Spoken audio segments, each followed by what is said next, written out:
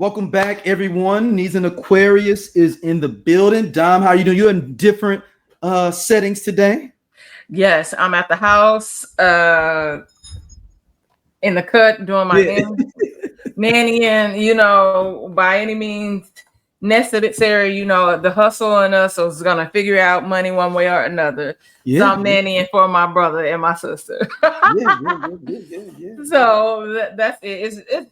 And like I said, for me, it's just like helping people get organized and all this stuff. So, I told them, I said, make it worth y'all while, because it's mainly like Jeff having like a lot of auditions. Like he has an audition today for like another show. Okay. Mind you, he just wrapped another series. So I'm like, make it worth your while. Like I'm an organizer. They need help getting organized because they never were fully able to settle back in. It's kind of like they hit the ground running, working and all that stuff. And, Jeff booking that show. So, if y'all need organizational tips and ideas and how to make your space livable, give me a call and I'll, I have certain rates and we'll get you organized. But life is good. How are you? All right. The Fox 2 released the news I've been talking about for months. I don't know. Should I tell people or wait until we start officially filming?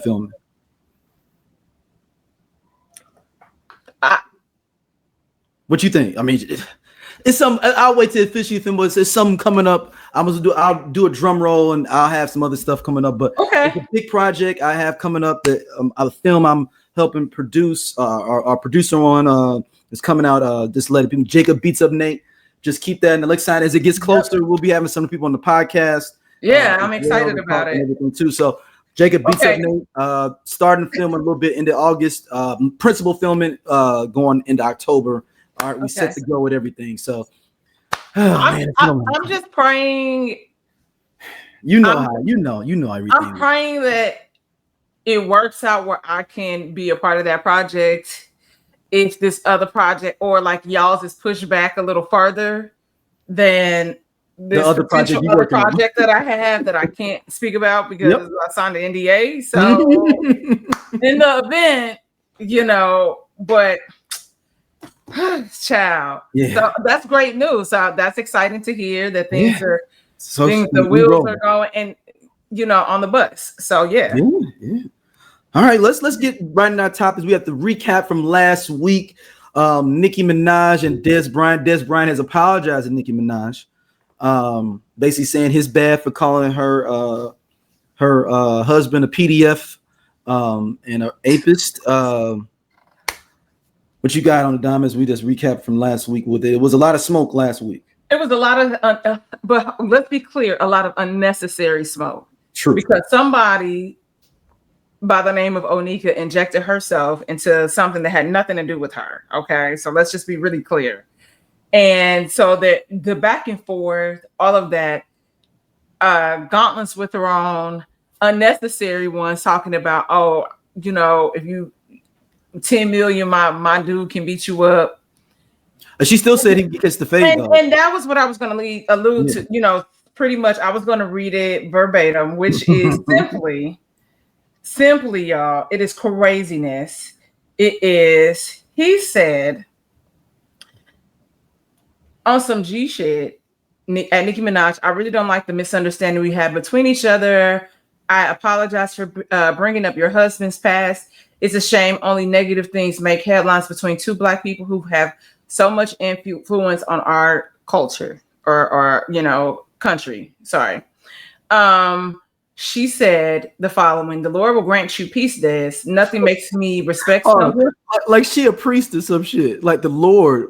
It is. Listen, nothing makes me respect someone more than a public display of accountability. I accept your apology. I apologize as well. ... If I offended you. If you still want to do that fight, he definitely got them hands. We just talked about this last week. What are you doing? And so my homeboy, reposted this on his platform, and the barbs made their way into his mention. Really? Did he say anything, or he just reposted it? He just reposted it, pretty much saying, that it's pretty much that the girl, like, if I offended you, it's not an apology. No. And so he said that's why I wouldn't apologize, especially when I wasn't talking to you to begin with. And I feel the same exact way. And I commented Did the bar the pick way you up? I commented in the comments of that post that my friend posted. But did the barbs about get on this? Yeah, and you? yes, they did. And I said, the way that he should retract his apology, because he was genuinely sincere out the gate. He was like, what is happening? I don't have no beef with you. God bless you. Like, let's move it along. And everybody kept coming for him. And one of the barbs came to me after I said I would retract. I said, I would retract that. He said, or she said, actually, I'm sorry, it's a woman. Are you okay? And I said, are you okay? I was like, because he was like literally apologizing, giving a sincere apology. And she says, if I offended you, and then you still proceed to inject your husband into a fight with a guy that is twice his size. And not saying that a little person can't be a big person, but it's Dez Bryant, and he trains. Yeah, that's what I was saying. Like you to polarize people for free, and he probably got a little case of CTE. Like no shade. That's a different level of crazy. Yeah. So I don't understand where the disconnect is. And then she's gonna say, "Oh, so yeah, you're not okay." I said, "And neither are you, sis." Kisses. What are we talking about? What are we doing here? And this is what we talk about when it comes to stan culture and how it becomes such this big unnecessary thing, right? Mm-hmm. Where you don't have anything else to do. Because I'm gonna say some facts real quick. This is a fact. And I know you've never listened to a Nicki Minaj album. And if you tell me you have. I like the next one. That's the beginning. Her last really solid project is the Pink Print. Let's be clear. Mm-hmm. The song with Feeling Myself on there with Beyonce, which sidebar, which is why she is really spazzing out, because I feel like it's more of a Beyonce thing than it is anything else, because somebody has distanced themselves from you. And also understanding work relationships. Like, you my friend at work. We're work peers. I don't owe that to you, and I'm not entitled to build anything with you outside of this project we just worked on. So I think she has it confused about what's happening in the industry, similarly to Drake. That's neither here or there. But it's unfortunate that you have this platform where you could be talking and doing so many other things instead of causing like your fans that clearly have some sort of mental health issue to go and attack people in their I can enjoy Nicki Minaj, so I'm just like I can enjoy Drake. And it just be that. But the level of delusion and craziness that's happening, and that we firsthand have experienced several times, from the post about the perfect song collaboration to we have a friend that consistently sends us Drake stuff, and I'm like, this chat isn't about this. Send me something funny. There's a level of craziness that I don't. Everybody knows Doja. He didn't network. They know who listen. He shall remain nameless. So that's the thing that's like just a little crazy for me. I just don't understand where the hangups are, or why y'all have time. Like, the world is melting. People are dying. People are starving. People are being kidnapped and snatched from their homes. There's so many more important things to talk about than this. Yeah, I'm done with Nick. I mean, I was already done with it, but this is just whatever. And man, let's move on. Did you see Shedeur Sanders' preseason debut? So, I'm not a football girly, but I have heard and seen some of the clips, and I noticed that he did confront a particular sports journalist, in regards to how he writes about him. And I like the way he did it. And I love the way I said, oh my God, this is so Deion Sanders coded. And it really brought me joy. And then I love how he is, changing the narrative. you know, like you never say anything, and because it could come across to somebody kind of like, oh, he's trying to intimidate somebody, he's trying to scare people. But then he's like, I'm just playing. He's like, but you seriously don't. And so now y'all have a rapport with each other. So now you should be fair, and y'all like to talk about fair and balanced over there. You should be fair and balanced when it comes to Shedeur. And y'all are making things so much harder for him. And this y'all get tired of talking about race and all these different things, but y'all are doing that simply because that is a black body. I mean, yes, I don't know if it's a black body. I think it's because it's Deion Sanders' black body. I mean, but listen, let me tell you, prime time. They don't like Prime. They don't like Prime, but Prime, because Prime is a person that always he didn't just talk it, he backed it up all the time. And he prayed up now too. But also, it's not even, for me, it's not even about just that. It is about how the athleticism that exists in spaces of black bodies, if we're being for real. Like who else do we know that was going to play a football game, hopping on a plane to go play in a baseball game? Yeah. So there's a level of athleticism that exists. And so y'all are trying to penalize this kid. And let's just call a spade a spade. Greatness. And so y'all consistently make it hard. But when we bring these things into it, he should not, because you don't like his daddy, don't mean that he should not be given this fair chance. Because you don't like his dad. Like, what? But I think they did the same thing with Bronny, if we're being honest. And then Bronny's numbers wasn't even as bad as like for the season, really no different from anybody else that was on his team. When you really started to do the compare and contrast, like he was like falling in line with other team members. So that's what I'm saying, like greatness. And so you think that LeBron, in between, though, Dom? I think it's somewhere in between. The Shedeur is good. He's not great. I wouldn't say right now he's not great. I mean, he's a rookie and he's new. Like you fresh out. Yeah. You into the portal, you fresh out, you got drafted, which was a whole ordeal. I think it's a thing that people like to play in people's face and people name. And it's simply just that. Like I said, y'all penalizing Bronny for his daddy because his daddy is great. Yeah. And it's like we're going to make this so difficult and hard for you where we almost want to push you to the limits to quit. And it's like, y'all know that's not, I can't do that. It's just simply because, so it's like this mind thing. So I hope that both of them have amazing therapists and psychotherapists because I could only imagine, and we see it kind of happen.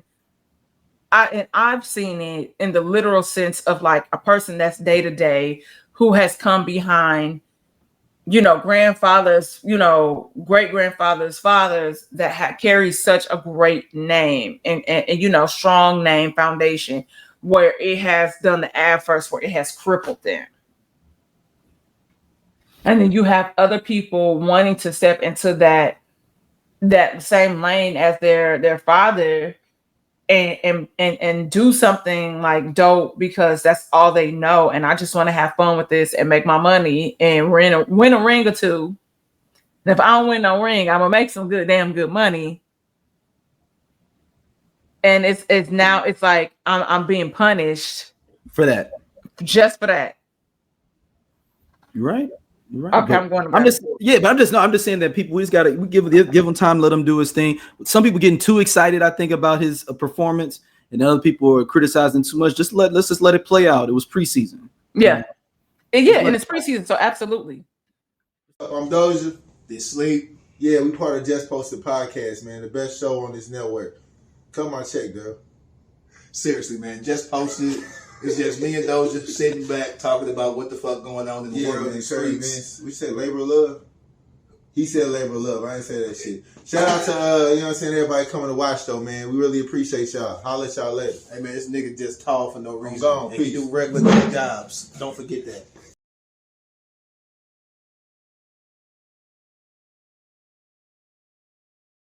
All right, next up, Dom.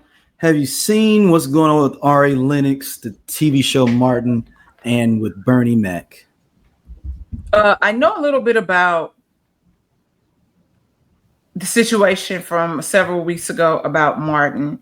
All right, we're gonna play the Martin one first for people that may not Okay. know. We're gonna play it. Play her thoughts on that first. Okay.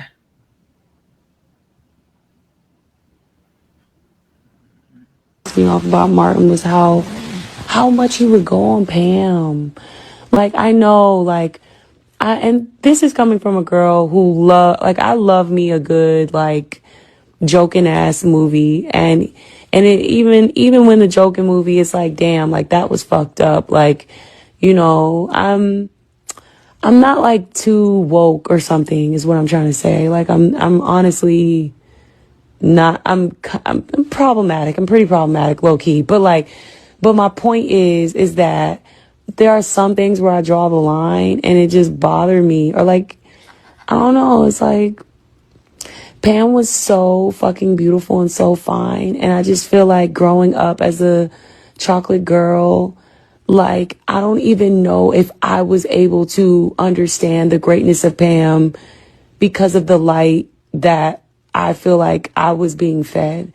You know what I'm saying? Like, of just like always going on Pam, always, like, that's all I remember. And I didn't like that. But like, so I feel conflicted because while I feel like this show is incredible and I feel like Martin is a legendary show and all of the actors and Tommy and like everybody, like, legendary, amazing, like, I adore them all. Like, you have no idea. And I adore Martin. Like, I adore him. It just pissed me off. Like, the joking on Pam, I just didn't like that, you know? Like, I'll always kind of feel a way about that. All right, that's what she had to say about Martin. Well, before we get into the Bernie Mac stuff and some of her feelings in general, what you got? What do you think about that before we go to Bernie Mac?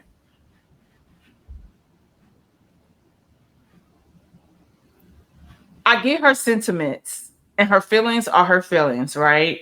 Mm-hmm.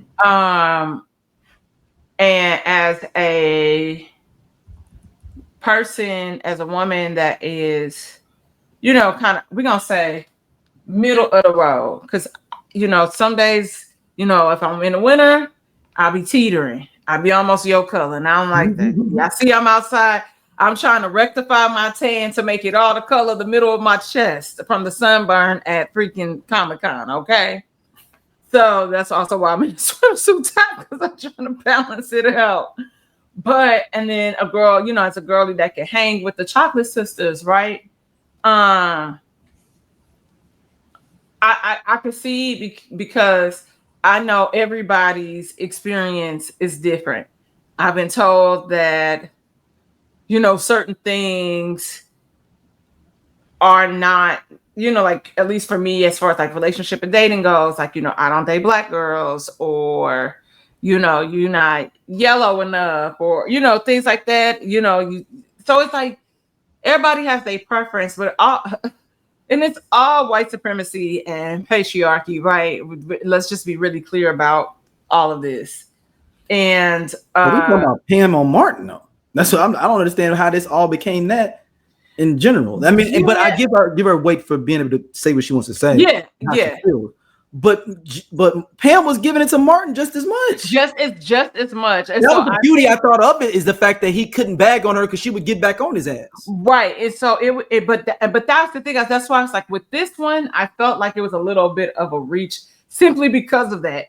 Because Tachina's and you know, you have Martin and Bentley, which Bentley is a, you know, this tall chocolate guy.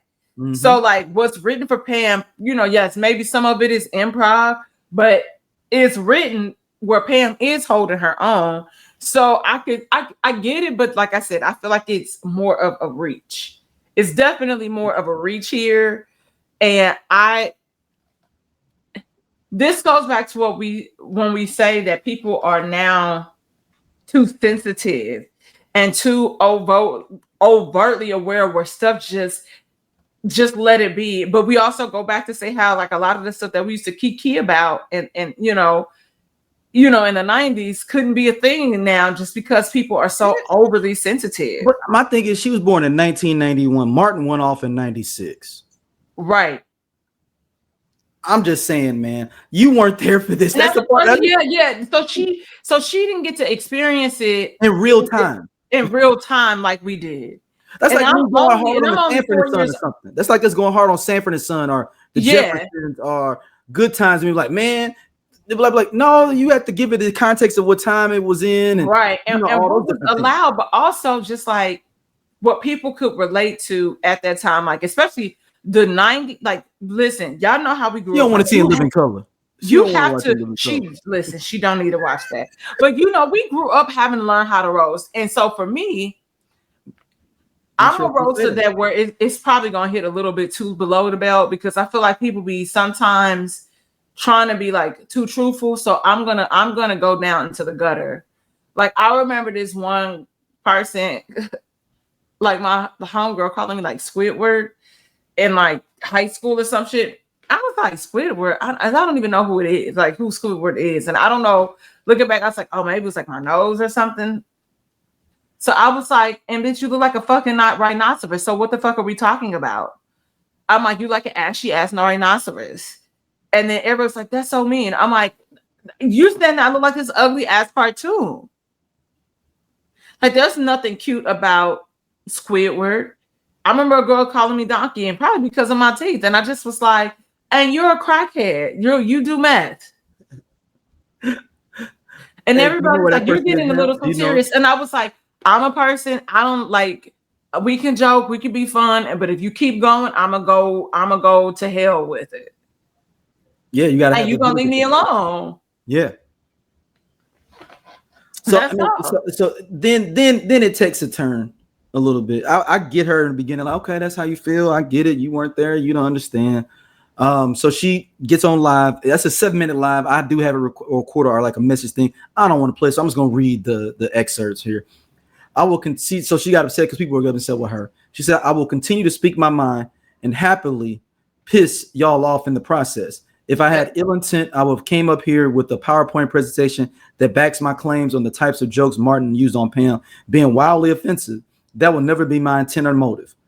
She described some of the jokes as wild, but added, I don't say any of this with the desire to rewrite history. She said that they were legends. I meant no harm to them. She continued before confessing that she isn't seeking support on this matter. Then she goes, I do not need an army of people defending me or agreeing with me. That has always been a rare occurrence for me, but I feel amazing in knowing that I will validate myself and my feelings before I look to you for yours. Then she says, elsewhere in the live, Ari detailed that she was simply airing out some opinions and was equally offended by some of Bernie Mac's jokes. She iterated her advice for her sister Gemini, whom she shared. Comedy is here to say that you're too scared for that, but the comedians are bold and brave. So someone was saying that back to her. She said that she just didn't like the idea of people joking back and forth and clowning people, and she didn't like how Bernie Mac would do that in his comedy. There you go for the Bernie Mac side of it. Dom. Bernie Mac is hilarious, and also Bernie Mac is like one of the few people who had a black ass wife on his show. Black, very chocolate nieces. Well, one of them, Camille Winbush, and brown girl, and then what was the crazy Jordan? Mm-hmm. Well, it was very, very pro black, where he did not go with the Hollywood stereotypical. Oh, we gotta have a light skinned daughter, a light skinned wife. He went against the grain. In real life, his wife was black as hell as well. I know that. And when I say that, I want people hold on, Dom. Let me get her direct quote. I just found it. I just watched the Bernie Mac stand-up a few years back. I understand why he's a legend that he is, but I also couldn't help but feel uncomfortable about some of his jokes. But also, you just projected. That's your own insecurity. Like, everybody don't feel like that. Some people know how to take things, especially when it comes to comics, at face value. And so in comedy, and having a lot of friends that are comics, a lot of their stand-up is also a projection of whatever insecurity, whatever experiences that they've had growing up or whatever. Comedy comes from a very dark place. But being able to take those things and turn them into laughs and make something out of it, I can't get on this train of I just can't get on the hate. I just can't get on, girl. I can't support you in that.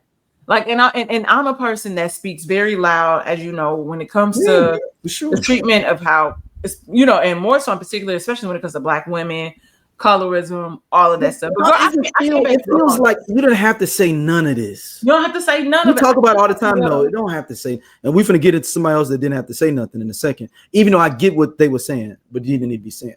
Anyway, this sometimes we just ain't gotta say it, man. Like, I was just talking to a friend of mine that was saying like how she was talking to his the guy was talking to his lady. The lady was talking to her boyfriend and was saying like, yeah, that's why you would never be a good father. Like, let's say it is true. I don't know. But what was the purpose in saying that? What was gonna move y'all forward in y'all relationship after that statement? How was it gonna make anything better? Listen, if I felt like that, let me tell you something. Dude, I knew it was gonna mess you up as soon as I was like, oh yeah, I just like to told somebody that's why you wouldn't be a good father. First of all, that sounds like some shit I would say. See.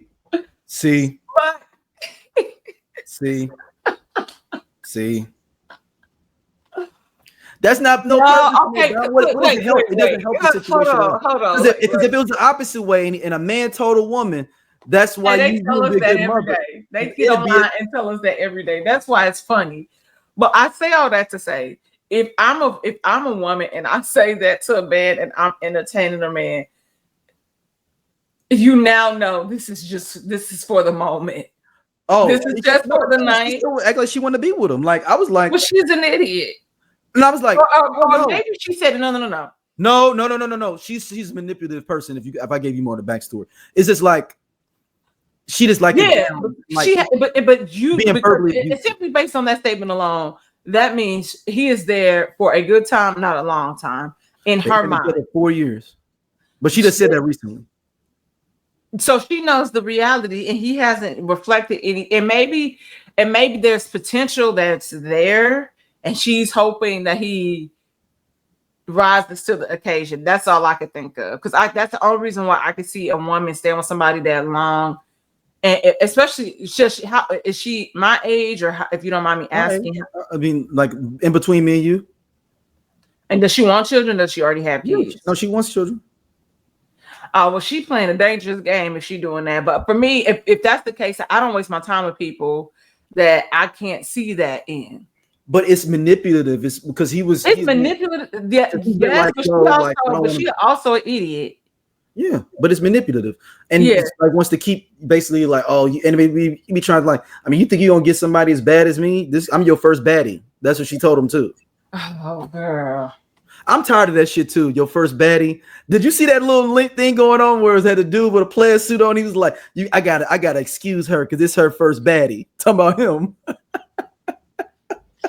Please find that meme and send it to me. Yes. Hold on. What if DOC never got into that car accident? What if Ice Cube didn't leave NWA? What if the game never leaves G-Unit? What if Teddy Riley never moves to Virginia? What if we got that J. Cole and Kendrick album? What if the RZA would have never had that flood? How would the hip-hop world sound today? Welcome to Hip Hop What Is, the podcast where we dive into the biggest what could have beens in hip-hop history. From iconic album delays to game-changing partnerships that never happened, we reimagine the culture we love and explore its alternative paths. And you are now at Hip Hop What Is. All right, next up, David Justice is in the chat. I'm gonna play this here for everybody. Never had any major issues like that. It's just that because I was young and had only been in, honestly, one real relationship before her, my knowledge and my understanding, my wisdom around relationships just wasn't vast. So I'm looking at my mom, and I'm a Midwest guy. So in my mind, I'm thinking a wife at that time should cook, clean, Traditional. you know, and then I'm thinking, okay, if we have kids, you know, is this the woman I want to have kids with and build a family with? And at that time, as a young guy, she don't cook, don't clean, don't really seem like motherly. And then we start having issues. All right, it's a longer than that though. It's another version that's super longer than that, but they'll try to copyright strike us. So that's the most we can get in there. I will let you have the floor first before my thoughts. David Justice, did you forget that you beat the hell out of Halle Berry so bad that she lost hearing in her ear? You could talk about traditional roles and you grew up in the Midwest. That's very fair and valid because that was your experience growing up. But let's not forget that you sat up here and laid hands on her. That you were abusive. Now, you're saying David Justice denies that ever happened. Yeah. Okay, so how'd she lose her hearing? Allegedly, it's she never said who it was. She never did though. She never did. I will give him that. But it was between him and Wesley Snipes, low key. That's always what it was. So here's the thing. So the weird thing about this, the weird thing about, yes, you are correct. About that is how he was like, well, she never defended me or, you know, got online or and even at the time it wasn't online, like, you know, tabloids or whatever, and defended me how she did Wesley. So which makes it appear that Wesley might not have done these things. And maybe Wesley cut a check and was just like, hey man, I need you to get them. I don't see Wesley Snipes necessarily doing that. Oh, okay. We got a direct quote from him from the same podcast. For people, so he says, Halle is a gentleman who hit her on the side of the head, he explained. Adding that she allegedly lost some hearing after that. Berry has never made the name of this man public, and while Justice says he understands the decision, people have in turn associated this rumor with him, Justice, for years. His quote is, for people to think, oh, it had to be David Justice because the only person they associated her with was me. She said it was a former boyfriend. I'm not a former boyfriend. I was her husband, he clarified, from 96 until even today. Sometimes I'll see someone on social media, he hit her in the head. That's just a quick Google search. Justice then brings it, and he says it wasn't Justice. He said it wasn't him. She said she let the world think it. He said she didn't come out and say, I'm not going to say who it was, but it wasn't David. He added that he did not appreciate that she was dead wrong to let the world think it was him. I thought she should have handled that better, he continued. So there you go. Just the quote from the man. I just read what he said. I know, but I get what he's saying. Like, you didn't have my bag, you didn't say nothing. I was a husband, so that negates me. At some point, you were her boyfriend, and you courted her. Then y'all got fiance, all of this stuff, and then you got married. Whatever her verbiage at that time might have been, or whatever, you can say whatever to remove yourself from that. That's fine. But also, I want to speak to people be minding the business that pay them. And he didn't need to bring himself into the chat. That's the thing. And that's what I was gonna say. Yeah, y'all could. It's so many other things that y'all could have spoken about, and then we're talking about me. And at the same time, he is partly known for being married to Halle Berry. So I get why I was in. And if you listen to the whole clip, he's saying like, "Yo, like I was on some bullshit. Like I was wrong. If I'd had, because here's another part. He said, I wish if we would have had therapy, we probably could have got through our relationship. We didn't understand that aspect. We were just going through it. They only dated for like 5 months and got married. So like it is some more runway. Right. But I'm saying is people have to take us out the group chat. People have to take us out the. So how should he have handled it? You think if like you having an interview and you're talking about your career and your life? How? I mean, there's something. Okay, so the easiest way to say this, because because I thought he was taking the onus. Like I was on some bullshit. Like that's how I took it. Yeah. Okay. So look, and just say, we were young, we had a tumultuous relationship, and I wish her nothing but the best. She seems to have found peace, love, joy, and that's it. Don't stay there. Because now you're dragging out, you got a whole, you sitting up here on this podcast with this wedding ring on. Like, you are married. You are in a completely different relationship. You married, maybe have a couple kids, whatever the case may be, which is great for him. But I think that people have to learn how to, like, not sit in something. And maybe that's his way of giving her an apology. It could also be that. So, but there's so many things that you could say or do that where we just don't have to be involved at all, and people just move on. Because now it's like, now you're gonna have people still having, look at me, thoughts and opinion. Yes, you said that, but like, that's just gonna be the conversation, and that's what we know you as. And not saying, like you said, you know, you can spend it. I was her husband, whatever the case may be. I didn't do right. And that just be that. There's so many ways but that comes with PR training and being able to control that space that you're in. Now, on the flip side, I will say he was also drastically, and I mean drastically underrating what his potential could be with Halle Berry. And what I mean by that is, you really think she's gonna be cooking and cleaning for you? And she was a rising actress at the time, and she popping. You really think she was gonna be motherly, sitting at home cooking and cleaning and being the stereotypical housewife? He vastly underrated what this was, is what I'm saying. On the flip side. Oh, absolutely. But that was I was gonna say, like, you are stuck in your traditional what you saw growing up, values, roles, or whatever. And we talk about that all the time when we talk about gender wars and what women, you know, the conversation surrounding what women won't do and what men won't do, whatever, blah, blah, blah, blah. Everybody don't aspire to be a stay-at-home mom, to wait on you hand and foot, to do all these different things. And like you said, Halle Berry was on the up and up. Like, it was that period of time we saw Halle Berry probably just as much as we saw our own damn mamas, because she was booked and busy. Yeah, she was booked and busy. And so for you to sit up here and think that I'm about to slow this down for you when I know what the ultimate goal is for me, and if you can't see that, then get thee behind, okay? Because you don't see the vision, you don't see the end goal here. And you should have, like, you been, listen, baseball is like the longest season, right? And I don't even think they play as many games as they used to back in the day. So you just as busy. So I'm gonna be sitting at home wasting food?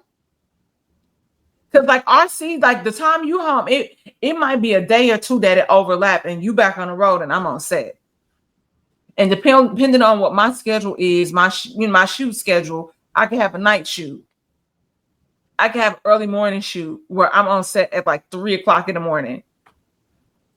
I agree. What you want, we don't want the same things, and it's cool if we're not aligned. I'm going to give you some. But people have to understand that when they get into relationships with people, what are the expectations? This is something that Rhea and I spoke about on Womanology, where it is, what is the expectations in this house? You know, what do you need from me? We do have people that were young, but they were they were both young as hell though too. So they were also very, very young.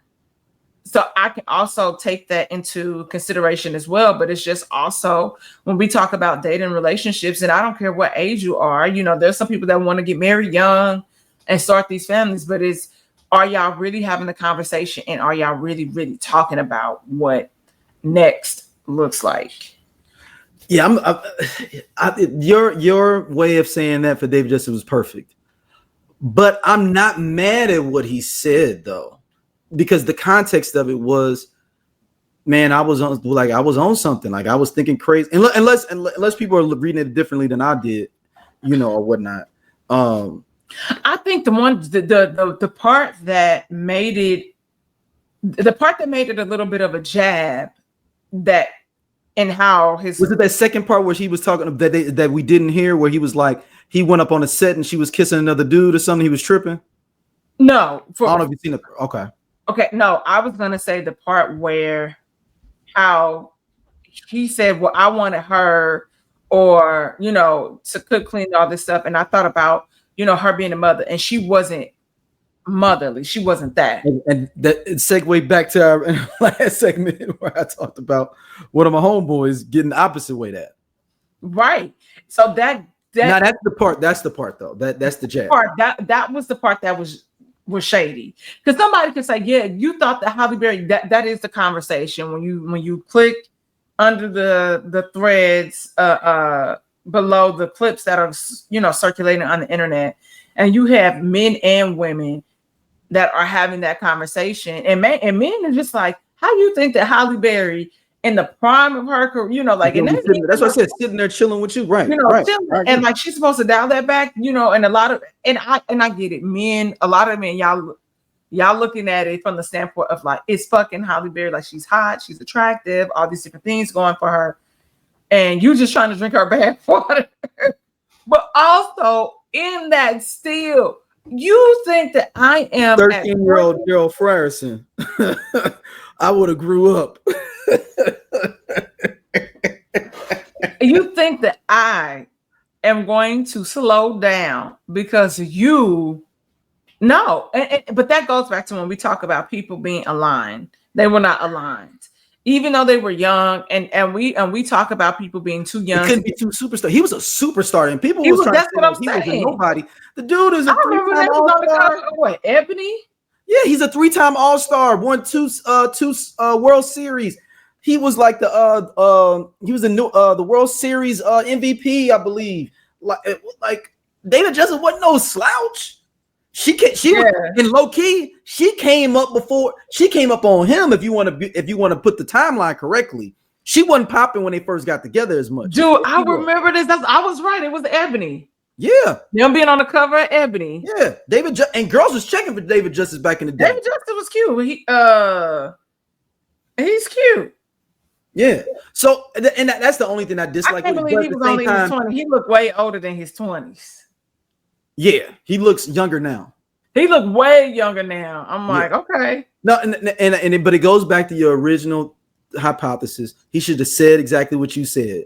Like, hey, man, we had a great time. I wish the best for her. Like you just said, it was tumultuous. Yeah, but she's a dope woman, man. I hope the best for her. And let's talk about my baseball, my career. Right. In so many ways. Yeah. Because there's no way he could have won this. Regardless of what he said, even if he did not put his hands on Halle, or if he did, he could not have won this by bringing her up into a period. So the best way, as you just said, was just to exit the chat. And no shade to you, Matt, but you're the last person that I need to have a conversation with about any type of relationship. Okay, that's very true. That's neither here nor there. But then also someone else was one of my homeboys that hit me up. He's like, and low key the jab, and what you said with the jab is that it feeds into a narrative that she isn't a good mother because she doesn't have custody of any of her children. Mm-hmm. And that's what I was also going to say. So that's are people reading into it that much, or are we just thinking of it deeper than that? No, it just go back into the narrative, the narrative surrounding her just in general, that she's just not a good partner. Right. And this last guy, Van Hunt, he wants to. He opening her up. Yeah, but she don't want to get married, which I understand which again, we talked about her divorce settlement and how she's gotten screwed both times. Yeah, and I'm like, you see the kids and got to pay child support. Listen, and if it couldn't be me, because I would have appealed that shit. Now I will say this: Van Hunt is basically a more, I wouldn't say he's more refined than Eric Benet, because they're two different type of people. But I'm talking about, maybe is there she probably really wanted an Eric Benet type, but wasn't old enough and mature enough to really be with her. But now she is. So Van Hunt fits into that earthy type of dude that she really wanted probably. But it was like, I was Halle Berry then. I couldn't be with an earthy dude, if that makes sense. Yeah. Even though it's probably more complicated than that. But I'm just saying, her type is like that Van Hunt, Eric Benet. Yeah. Podcast, we definitely discuss healing. We discuss aspects of psychology. We discuss you becoming the best you, mental wellness, for sure, health. femininity, parenthood, dating, definitely dating, single parents. And it's from a lens of two psychologists, Yeah. So, but also two people who grew up with both parents, married parents, and then you all know that Chloe and I are the youngest of our crews, her siblings and my siblings. So so it's from that perspective. Yeah, looking at life through that lens. Yeah. So you're gonna get a whole lot of things from us. From us being women, going through life as parents, and all of these awesome attributes. But yes, womanology, the study of women. The study of women. Absolutely, yeah. That's her type, I think. And she might be a chameleon. She might end up being with, QC from what was the City Girls CEO that had like 3 girls pregnant. No, we're not doing that. I'm just saying, we don't know. I mean, look at Toni Braxton with Baby. Some people just be desperate, and then desperate. I'm trying to see. I got to see how this plays out. Huh? No, it's some people. I was joking. I was like, I got to see how this plays out. I have a theory, and I think it just involves money. That's what I was saying. We're going to see how this plays out. All right, this next one, man, when I'm talking about the dreams that I've had to want to troll people like this, seriously, I have a notebook of people I'm going to get back, and they people come on and off, and it's ways that I would like to get them and be like, and they probably forgot about my black ass, but I didn't forget about you. And this is one of them. Cameron trolls Omar Gooding. Remember, they got the little beef going for a second where Omar Gooding did the diss track on Cameron and all that because he said his name wrong and stuff like that. Here goes Cameron. So a lot of people was like, yo, Cam, what's going on with you and Omar Gooding Jr.? Here's what happened. Casting, no disrespect to nobody I'm talking about, when Vin Ranger sitting around or Omar Gooding Jr., y'all niggas sitting around, So that's what happened. I called him Omar Gooding Jr. And he's like, that you calling me out my name. Cuba's the junior. How am I be the junior? And he made 3 diss records. They wasn't that bad. They was actually pretty good, to be honest with you. But I was like, damn, this nigga's bugging. So when I did my freestyle, I said, please don't mention me with no Omar Gooding. He did another record. Cool. So this while we working on It Is What It Is, Buffer like, Kim, we ain't got time for that, man. We got to finish. I said, Buffer's right. But I'm on vacation. So I threw up a post the other day like, yo, you a Nickelodeon kid. Stop playing with grown folks. So what'd he do? He do another diss record. So you know me. I got a new way to play with niggas. Pause. Super pause. I'm going to start booking niggas. Because y'all broke. A lot of niggas is broke. I booked that nigga for $7,500 to do a movie for 3 weeks. He said I didn't. So you know what I did? I booked the nigga to do a movie that's never coming out. 3 weeks ago. Yeah, Omar. That movie you flew to Miami for, it ain't no movie coming out. I booked you. And I was laughing at you behind the scenes. I was there. I was sitting there laughing at you. And you know what? Now you're coming on Revolt tonight. Because you signed the paperwork saying I could do whatever with the footage. You thought them niggas was real movie producers? They are real movie producers. But them was my niggas. You was in a room full of niggas that was my niggas. Check it out, y'all. Look at this. Whole staff. This is the whole staff from when I was shooting. Oh, look, he signed the paperwork. Hold on, let me get in here. He's signing the paperwork. This is meaning I can do whatever I want with this footage I want to do. Sign that paperwork right. This is it. He's looking better than Baby Boy.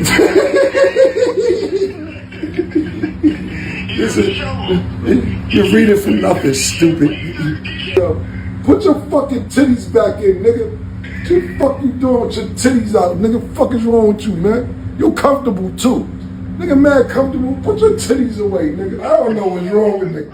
Oh, look, he brushing his hair. Look, hold on, let me get back. Oh, hold on, let me get back in. Get them waves right, nigga. Oh, you got get the curls. Look at this nigga doing push-ups. Look at I got this nigga doing push-ups. Get your ass on the floor and do push-ups, nigga. Nigga really think he in a movie.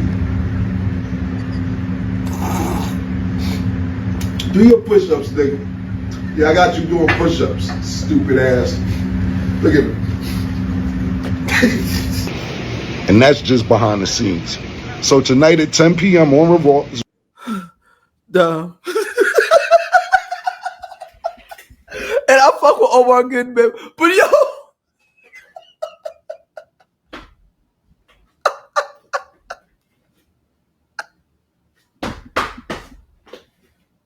You on mute. It's a whole episode of Punked. Yes, that's what I'm saying. It's coming over. Now you hire your homeboys to troll this nigga to think somebody wrote some ChatGPT script, sent it to him, and only booked it. And I feel sad to hear that, like, you taking roles for $7,500. Like, that's sad. I mean, think about it. It was Omar Gooding is a part of our child. I know, but it's like a week or two of work, right? He said like a week or two of work. Okay. In Miami. Okay. $7,500 ain't bad.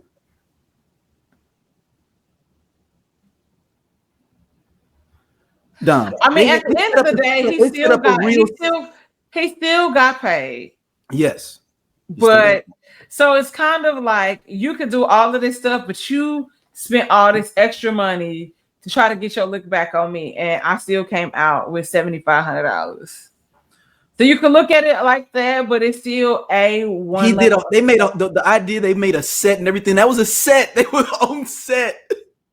Like, yo, that is major trolling, dog. That is major. That is what I would live for. We have to see. There has to be an update next week. No, it's coming on Revolt tonight. No. We have to do an update next week of all of this. This is crazy. Yo, the fool. Hey. Oh my God. So y'all don't understand how funny the idea of what Cam is doing. Cam is a major troller, man. This is something that's like 50 Cent would did when he bought all Ja Rule's front row seats. Even though I know he got paid, it is like you said, it's both sides to it, 100%. But that your petty is deep enough that you're willing to lose bread to embarrass someone. Now, keep in mind, y'all, I go to therapy. I'm not gonna really do this to no people. The Notebook is just for fun, and we'll see. That's why I did that. I said, It is. I'm living a different life. I'm a different person, man. But the Notebook is still there, though. If people do need ideas and you got a little couple of checks, I got you. But do you think Omar Gooding comes back? What can Omar Gooding do to come back from this? Does he now have to do another? Omar has to say what we said. You know, like, hey, at the end of the day, I got paid, so I don't really give a fuck what you trying to do. Or is it something when he come on Revolt, since he now obligated to, because it's in the contract. But you know what? Do y'all have an adult conversation? Yeah, at this point, y'all just got to play it up. Y'all got to. I just got to kick it and be like, you got me, Cam. But he was like, but I still got paid though, Cam. I still got paid. Right. So you got to just. At the end of the day, the day got to end and the check cleared. The money was in my account. The check cleared. All right. Next up, Dom. What's going on with the Sha'carri Richardson fighting with her boyfriend? I was out the loop for a second until someone sent it to me, said, y'all going to talk about it. Oh, look. All I know is they was in the airport. She said, all I know is that they was in the airport and gauntlets were thrown. They got into it. I think it was she hit him with like some headphones. It starts there and then it keeps going and then she ultimately was arrested. Christian Coleman was the boyfriend. Let's give him a He's actually a track runner as well. She ultimately was arrested, but she was released on her own recognizance, and then she issued an apology yesterday, and she, acknowledging and taking accountability for what she did, and she said she should not have done that. So, yeah, this is not funny, and I'm not laughing. I'm not laughing at the situation. Are you still laughing at the damn thing? I'm laughing because this is unbelievable. And when I say unbelievable, I need for y'all to have some sort of wherewithal, not just because you're in public, and I'm not about to be like that person that's like, oh, you're embarrassing us in front of white people. I don't give two shits about that. But I ain't never. Have there been times I want to put my hand on somebody, like somebody that makes me upset, like my man or something? Absolutely. And I have probably got my lick back in different ways. But I can't imagine. Let me tell you something. What I'm not about to do is play with the airport. Oh yeah, that's no fair charge. I was like, we are not at Applebee's. We are at the airport where my flight privileges can be revoked. That I'm on a do not fly list because I done knocked you upside your head with some headphones. And what was the conversation that just made you so mad where you couldn't keep your hands to yourself? People, y'all gotta learn self-control, male and female. Because I'm just as I'm not about men putting their hands on women, y'all need to keep your hands to yourself. Yeah, because Sha'carri's 25. Let me see, how old is Christian? Christian Coleman is 29.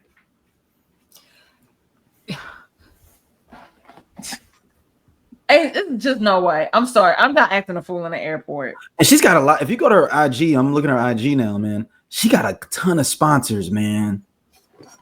Like, she doing it. And that was the next thing. I'm like, like, so you can't be violent. You could potentially lose your meal. Dude, she got 4 or 5. I mean, I'm looking at every one of these Instagram posts with sponsorship damn near. She ain't even posting unless it's a sponsorship, basically. You know what I'm saying? And I love that. Yeah, no. It's really dope. It's curated perfectly. So somebody else running her Instagram, though, but that's supposed to happen. Excuse me. Yeah, this is. I just wish it wouldn't have won. Like, I mean, and she may be able to recover. We'll see. I mean, a lot of people seem like they taking up for her, and like, oh, it's just all right. Sha'carri was just tripping for a second. Dog. My only thing is, man, I get it, man. Like, my whole thing is, why you do it at the airport, B? Why are you doing it at all? At all. But I'm saying, like, Nike on here. I'm talking about like Turtles chocolates. And you got to remember as well, this is not like her first rodeo. Remember, she had the whole thing with the marijuana thing and like pass the drug testing. You already got. And then you would think that you would be like, okay, I got to fall back. I can't be out here. I already had one strike of just in the public. Yeah. And people were, like, okay, she's doing her thing. She's championing her, all that good stuff. And yeah, man, not Sha'carri, man. And like you said, she clearly, she really don't post unless it's like. You looking at it now, what I'm saying? Yeah, it's literally endorsements. Yeah. She just don't be posting. Oh, she did a whole video about her apology, I guess, on her story. I apologize to Christian. He came into my life and gave me more than a relationship, but a great understanding of conditional love from what I've experienced in my past due to my past trauma and pain. I was blind and blocked off to not only receive it, but give it. I love him, and to him, I can't apologize enough. My apologize. So did she? Okay, there you go. Is it misspelled? Yes. That means she wrote it then. Because at first it sounded like she had a PR team write it. That's how you know she actually wrote it now. My apologize should be just as loud as my action. Honestly, louder to Christian. I love you, and I'm so sorry. Yeah. So now, Girl. now, Dom. What did India Ari say? Get it together. You gotta heal your body and heal your heart. Now I thought about something more sinister here. Now, Dom. Stop me before I go down this rabbit hole for a second. I kind of want to stop you because this is technically no. It's in PR. It's in PR. Not nothing to do with Sha'carri. What if you had a PR company that would write your PR stuff and make it look like you did it? Like where it's like a misspelling like that, but they actually wrote it.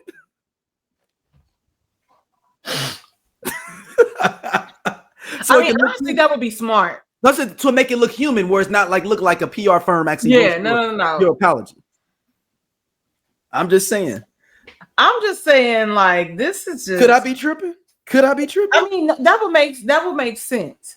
Not saying also, we're also tired of the iOS press release. So at this point, anything that come in through social media that's on a notes tab, I ain't even really paying it. Your publicist didn't tell you to say that. You typed it. They proofread it. Like she on video on her story though too. Yeah, she on her story talking about it.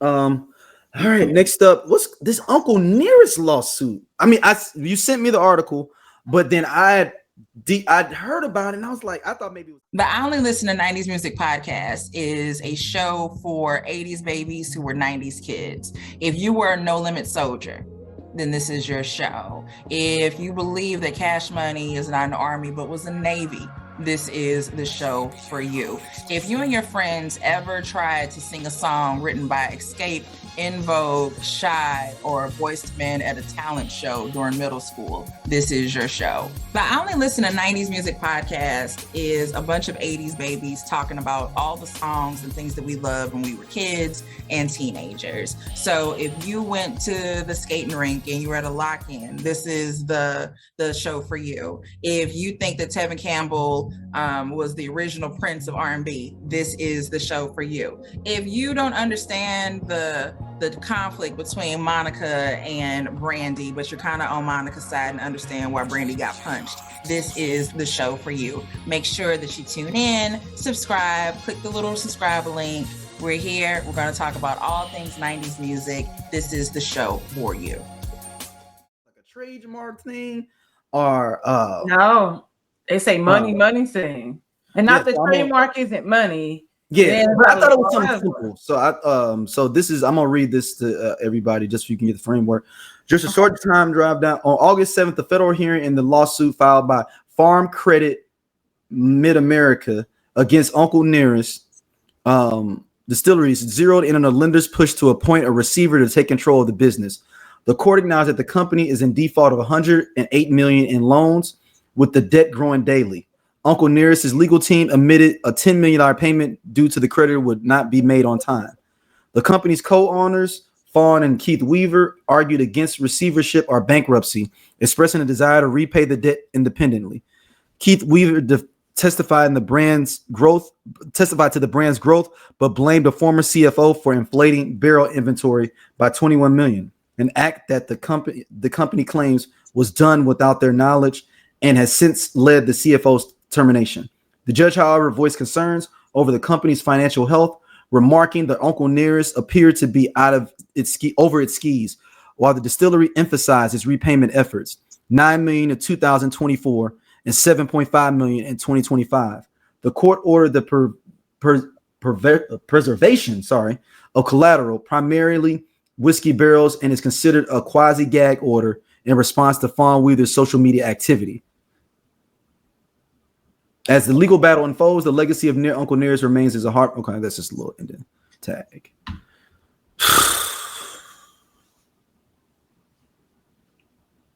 Man, what you bet he took some of that money? He pocketed that money. That's for the CFO. Yeah. If this is true, which they said, like, this person, when they figured out what happened. And how, and I know that there's commentary, oh, well, how did that, they know not what they physically had, which allowed them to borrow against this to go through to do whatever other business but because that's my thing. Okay, y'all saying this happened without y'all knowledge. There had to have been some sort of conversation, and maybe he got out a bigger loan than what they anticipated. Because my thing would be this: it's like, okay, this is the conversation. These are the documents that support us. Yes, we did request this loan, but we had this in mind to do with this loan to expand our brand. And, maybe put a distillery somewhere else, or, a standalone store somewhere, brick and mortar, something that would counterbalance that. Because to me, it sounds like there had to have been a conversation, but then there was more. But the thing that makes me believe that there was some sort of dialogue is the fact that they won't file for bankruptcy. Them filing for bankruptcy, depending on what that does not mean that you lose your company. Right. That just means you can't pay your creditor. Yeah. So y'all wanted to settle this privately. I think it's also one of the things, I guess, them trying to keep the integrity of their brand and all this different thing. Maybe that's part of it. But if this is something that if you did not authorize and you didn't sign off on, my question is, where's that money? What did y'all do with that money? That's the question, and they don't have to figure out. They got to figure out, because I'm like, if I didn't approve this or approve of this amount, then I'm going after homeboy. It sounds like he's getting some jail time. Because that's the part that, like, if y'all said this happened without your knowledge, what happened without your knowledge? The loan itself, the dollar amount taken for the loan, because you were supposed to pay them $10 million. You can't pay that back. So what is the amount? But also understanding that Black people, sometimes we don't know the ins and outs of business, which is how you have other people coming in to run your books. When I first saw that, I said, oh, this is going to be something that happened in the financial part. It's going to be somebody else involved, which it is. But those are the questions. I don't have my dry erase board. Did you not know about the loan? Did you not know, or was it the loan amount?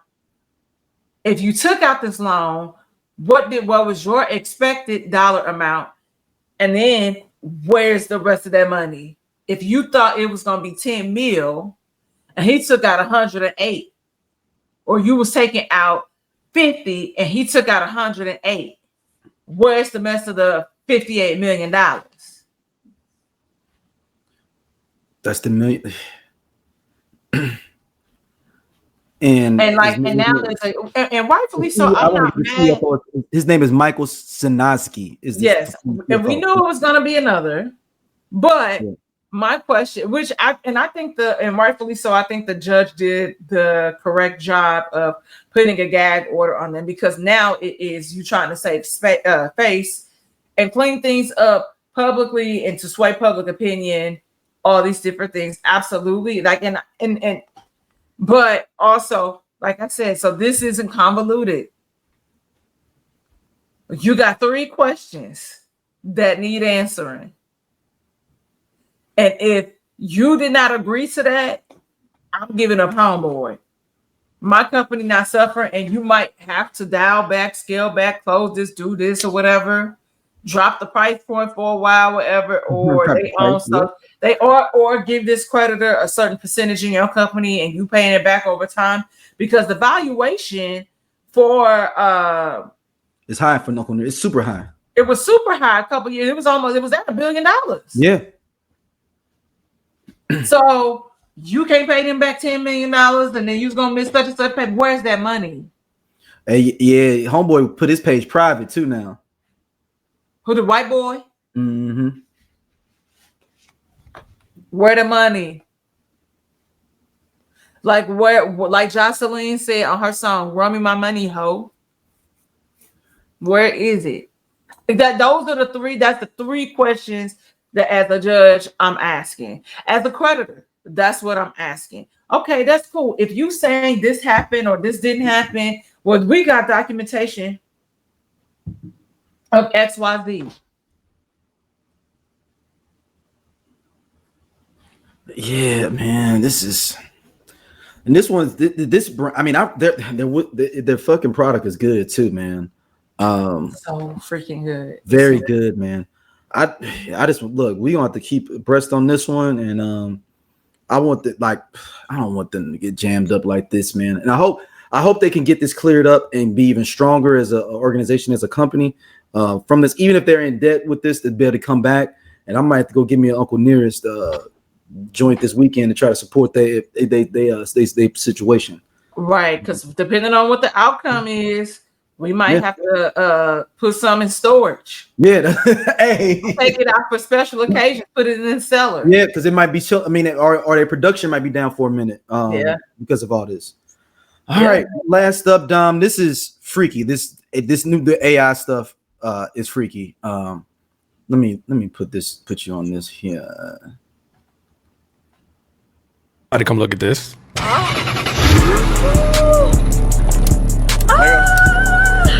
Look at my new babies. AI influencers are coming fast. Pause. I made a video recently.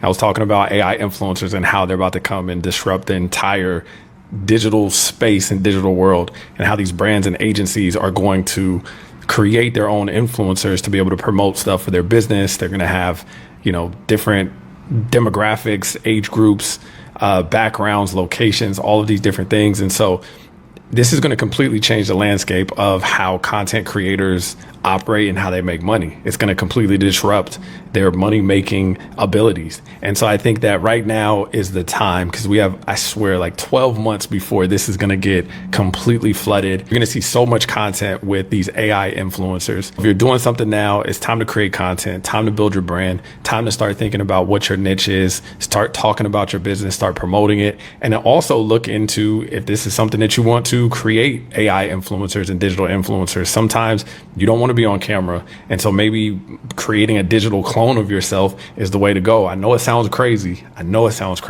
but that's where we're headed. That's where things are shifting to, and I don't necessarily like it, but this is the future that we're going to be living in. Nah, what you think? It's so annoying because it's just lazy. To me, it's just lazy. It's like why are they black? And I know that came up with the thing with music, and we have had this whole conversation surrounding music just a second ago, but to me it's lazy. Yes.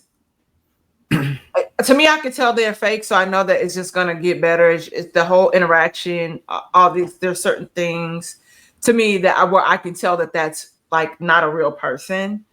But for me, it's a matter of whether or not I'm interested to see people's like ROI on the investment in doing something like that. And when I say ROI, that means, are people going to go out and shop? Are people going to go out and buy? Numbers, metrics are down everywhere. And, you see a lot, especially when it comes to Black brands and businesses being hit hard by the lack of DEI initiatives, loans, all this stuff. So we're having to we're being hit hard with it. Just Black people, the 300,000 Black women that are now laid off in the workforce. So he is correct. Everybody has to figure out what's next. What does that look like? But I think this is the time now that we really hit the ground running and building community and building with each other and building across, because to allow something like this to come in and disrupt the space, they're talking about potentially another strike in Hollywood. Really? Absolutely. Because of AI. Again, I thought they already signed off on that. Nope, that was a temporary deal.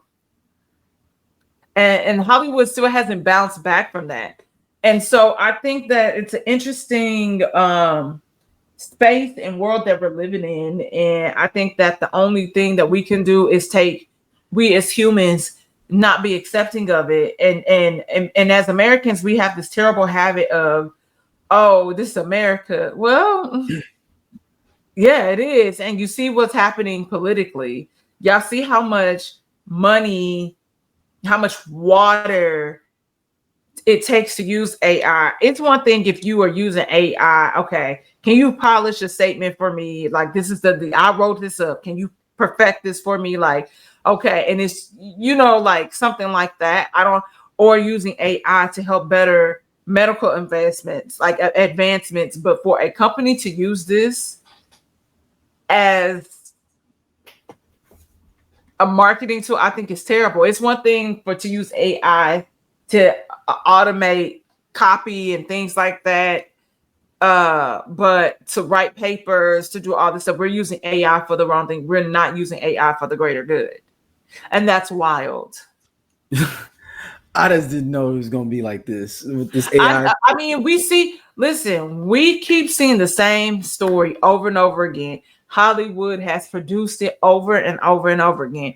Terminator, iRobot, what's the other one? Black Mirror. We see it over and over again, and where we code these people to do these things, like he said, in our likeness. And then next thing you know, we have an uprising of like AI, robots, all this different stuff where these things are now hardwired in and they control what happens. You know, the majority of traffic that's happening on the internet anyway is not from humans. It's AI. Mm-hmm. And I think it's something crazy, like 75 or 85% of the traffic that's happening, they're bots. That's crazy to think about. That is, yeah. Shout out to Threads for that fact, actually. That's a thick Threads fact. Threads is on it. Threads is on it, and that is alarming. And we keep talking about all these things and wanting originality, but all of this goes back to capitalism and corporate greed. Like it all goes back to that. Because if you allow people to thrive and flourish in their lane and create great, you see people really take the time to invest and make the investment in something because of how something. An AI bitch can't really be real or tell me about how something feels. Now, what it may make me do is I might smell it. I might go to the store and smell like, oh, and then you find something better. But there's a layer of it that where it's just not honest. Yeah. And I know these corporations don't care about honesty anyway, but when you remove certain tiers and layers of it, like, for example, in the beauty industry, we know that there are only so many brands that have so many shades for us anyway. Rihanna disrupted the beauty space by creating all these additional shades. So that was a huge thing. Other brands, you'll have like an Estee Lauder that has it, or like a Dior that has it, but like certain deeper tones where they really went in and did all this other stuff, it really wasn't known from other brands. But she went in and did that, right? So let's stay on beauty. So when we talk about influencing and all that stuff, so you have brands that don't pay. Of course, it's the same thing how it is in any corporate space. They're Black content creators, the same as their white counterparts, right? So then they're like, oh, this cuts out that. But then we lose the layer of integrity and honesty that we as consumers, I get the option to where I want to spend my money. And so now there's that now it becomes disillusion with reality. And so you're having to test and do all this stuff on your own, but there's nobody there to say, this was my experience. Are you going to create an influencer, a full on, we're going to say virtual influencer event? I could imagine I know how costly that is in real life. So like, does all of that go away where that allows us to engage with your brand? Do you not do activations anymore because they're happening in the AI universe that's not real? You want to put on glasses to go and it's not no. I think it is detrimental to our society to have things like that in place. And I'm a person, I like to I thrive on being able to know about particular brands. I won't be supporting them. I'm interested in this, or what do you think about that? No, but so it allows us, like, we will all be blindly engaging with brands now because of that. Because they can tell, they're going to tell it to say, whatever. You're not gonna be able to find the girly unless she goes out to the store to get your honest review. Where it was like, okay, no, Jackie Yanni got a PR kit. She's gonna review this, or Alexis Arnell or whomever. It definitely gives you an obscure way of engaging with brands, and I don't like that. Because brands are gonna do whatever they can to keep their PR A1 and keep it cheap and keep things positive. But part of having a business is everybody's not going to be satisfied. But if it's somebody that's like me, that's like, well, these undertones, it only has this, it only has that, which gives the brand the opportunity to perfect it and make it better. But in that, you also see if it should go down that way. These brands don't want that. They just want your dollars. They don't care about inclusion. They don't care about none of that stuff. It means nothing to them. It means nothing to them. So, all right, Dom, where can people hit you up at? Y'all can find me wherever you social network at St. Angeles. Yeah. You've been putting out some heat. I seen. What I do? I'm talking about all the new thumbnails and everything you've been putting. Oh yeah, y'all. Oh my God. You did a rebrand. I had to do all the thumbnails, and now I gotta do the other thumbnails for the other stuff that I've done. But I focused on the podcast first because I didn't realize. I was like, dang, I have hella episodes, and I'm proud of me. That made me go back and look over my work, and we getting somewhere, and I like that. I just want to continue to build and curate content. And I put a couple of clips up on my Instagram story about me being in St. Louis in my mom's closet, so I have to edit that down. I have so much editing to do. I have so much content in my phone, low key, high key. Hey, look, that's what they say. Just get it out there. Yeah, just get it out there. Have fun. Now, don't think about it. So yeah, that's all I got for y'all. All right, we'll be back. Make sure y'all like, subscribe, and share. As well, it's up early. If you're a member, it's gonna be up early if you're a member. So if you're a member, and that's everyone needs an Aquarius SOLC Network. Make sure y'all share it because we have a good thing going on over here. Yeah, we rocking. See y'all soon. Peace.